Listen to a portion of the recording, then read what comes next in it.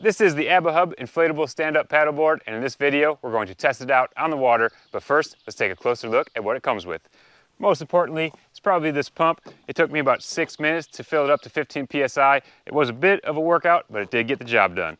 It also comes with this very large backpack, which did fit everything in there really well, but we'll see when it's time to load it up how long it takes to get everything back in. Then we have the paddle here, which can be set up as a standard single-sided paddle for stand-up paddleboarding, or you can connect it like a kayak because there's also a seat that can be attached so you can sit down and ride it like a kayak.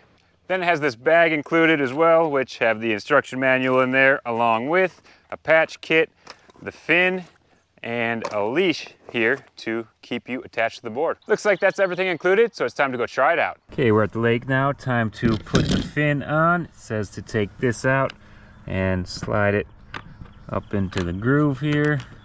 Easy enough. Then put the fin in, slide it back, line it up, tighten it down.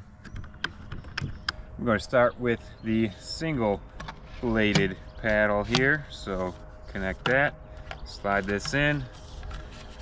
I believe it's supposed to be probably about there, not too picky, but looks like this is not clamping tight enough, so I need to tighten these screws here so that doesn't slide. This board is 10'6", and as you can see there are some straps for carrying things. I decided to just wear a backpack for now, but that is an option. There are also a few handles for carrying it, as well as the hooks for attaching the seat, but I'm not going to test that out quite yet.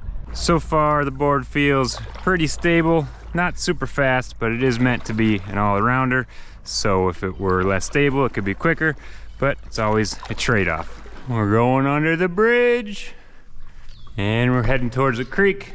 Should be a little more interesting than the open water, but we'll see what we find back here. Not sure how passable it actually is. Ooh, this is looking tight through here, but I think we're in the clear. They do recommend 15 to 20 psi in this. I'm at 15. It says the max is 22. So I do feel a little bit of flex, and if I bounce around, you can really tell that it's not completely stiff, so it might go a bit faster with more air in it, but happy with where it's at as well. Another tight spot here, but so far looks passable. Got to test the durability with a few stick hits along the way, right?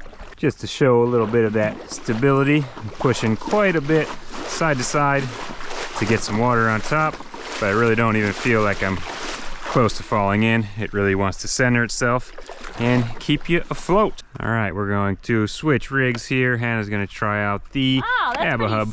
Steady. How's it feel so far? Steady. Whoa, nice line there. Make it a little bit more difficult and painful for you. Oh, Spider-Man was here. You ready for some yoga moves? I'm ready to hit you. Let's see what you got. Huh, I guess that works. Keep the paddle out of the way so you have all that space. Down dog. Whoa, look at that.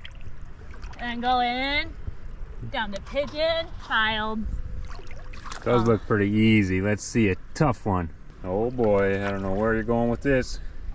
Upside down. Ooh, that looks pretty stable. Wow, would you look at that? It works. The board does yoga, if you can do yoga. I don't think I'm doing that though. Hey, you're making me go bye-bye. See ya. All right, we are at another creek now and going to try out the seat. Just trying to see how to mount it up. Not sure if this is the perfect position, but we'll give it a shot. It does have a bag on the back of the seat. It's a nice feature there. Now I just have to convert the paddle from stand up to sit down. Good to go. It's a little weedy getting in here, but we knocked it down with the boards, found some water. So it was a little challenging to get in the water here, but we made it and I'm cruising. So far the seat feels better than I expected. It's early, but it's not too uncomfortable yet. It's a pretty tall backrest to it. Hopefully that helps. And the position is not so bad. You can get some good paddles in, easier than on the stand-up board, that's for sure. Could get cruising a little faster, I feel like. It's also pretty nice that your feet are exposed. A lot of kayaks get really tight up there for me, so don't have to worry about that on this. So we've already hit too shallow of water here. I'm going to try taking off the fin and see if we can get a little further. Use this bag for the temporary fin holder. I think it would be nice if there's a handle right up front here for situations like this, if you don't want to actually carry it. It's definitely a bit more squirrely without the fin, but it's so shallow here, we're not going to put them back in just yet. I do like the kayak method as far as a workout. You get a quicker, more powerful effort down with your arms like this. Still pretty stable, not really swaying back and forth too much. Definitely better than I expected as far as sitting on it goes. Time to turn around and swap boards. What do you think so far? Nice, we need 2 of these. I like the double paddle. Yeah, it's definitely a little different experience, more stable, go faster. They're both fun, but nice to have the option of either one. And there we go, we have landed. We're here. How was your trip? Fun. A lot faster on the way back than to the way here. Here's another purpose for the boards. Hannah and I had a good time on the Abahub board here. We will be keeping it around to use it some more. Having the option to sit or stand is definitely a cool feature. The seat is a little better than I expected, actually. I thought it was a bit of a gimmick, but it was pretty functional. It could be a little more solid, but it does get the job done. Some other things I feel that could be improved upon are the fin. The way it attaches is a little bit finicky. You have to be careful not to lose any pieces when you are putting it on and taking it off. Not a huge deal, but not as easy as some of the other ones that I've used. It could have a couple more handles on it just for easier maneuverability. And the pump is a bit of a pain to use, so if you plan to inflate and deflate quite often, you might want to look into an electric one. Beyond that, the backpack does get a bit heavy, so some wheels would be a nice addition, but none of those things are deal breakers, and they would all add to the price, which seems pretty reasonable at the moment. So if you're interested in purchasing one, check out the link in the description below.